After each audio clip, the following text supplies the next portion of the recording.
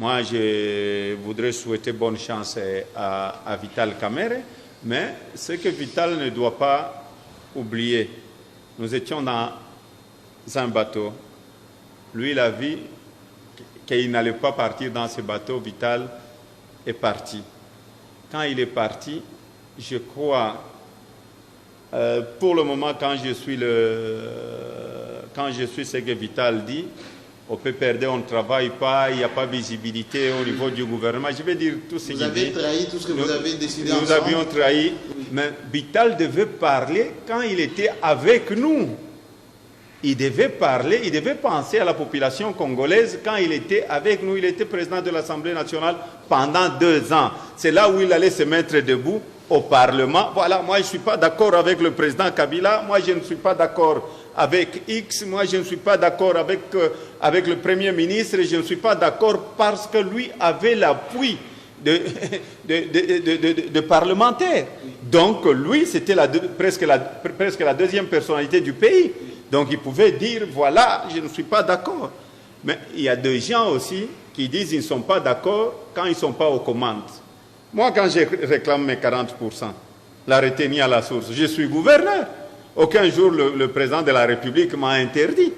Voilà la démocratie que Joseph Kabila a amenée dans la République démocratique du Congo. Quelles sont vos relations avec Joseph Kabila? Est-ce que vous allez être candidat à l'élection présidentielle? Vous savez, quand je suis rentré d'exil, on m'a traité de tous les noms. Et ma première année, il y a eu beaucoup de gens qui m'ont accusé chez les chefs de l'État. Vous pouvez poser la question chez les chefs de l'État. Même notre collègue, notre camarade Vital Kamerhe, quand il est venu au Katanga, oui, il est allé même dire au chef de l'État que moi j'étais le plus mauvais gouverneur, que j'étais là pour faire un coup d'État et que j'allais trahir la République. Que j'allais trahir la République et j'étais candidat président de la République. Vous pouvez poser la question au président de la République. Et j'avais répondu au chef de l'État, je dis donnons le temps au temps. Jean-Marie, si j'étais candidat, j'allais les dire tout haut que je suis candidat à la présidence de la République. Si Vital a déclaré qu'il est candidat à la présidence de la République, c'est parce que le président Kabila a amené la démocratie. Mais moi j'ai un candidat qui a amené la démocratie, qui a amené les élections libres et démocratiques. Et c'est lui qui a mis tous les belligérants ensemble. Il est allé au premier tour, il a échoué parce qu'il avait 44%.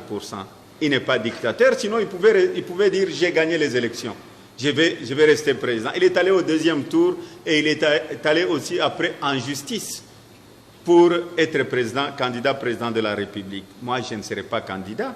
J'ai un seul candidat qui est là, le chef de l'État. Vous savez, dans la vie, il ne faut jamais trahir. Dans la vie, il faut être fidèle. Parce que quand vous quittez le pouvoir, moi aujourd'hui, le président de la République peut me demander, il dit, Moïse, la population ne veut pas tout ça parce que c'est la démocratie.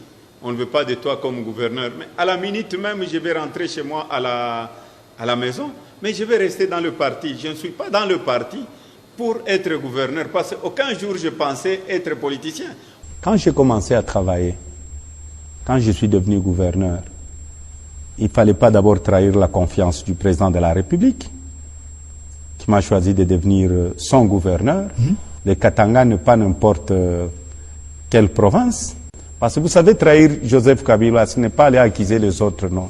Mais bon, on vous accuse beaucoup. Non, ça c'est rien. Vous savez, il n'y a que les fainéants qui accusent les autres. Bon. Ce qui est important, ce qui était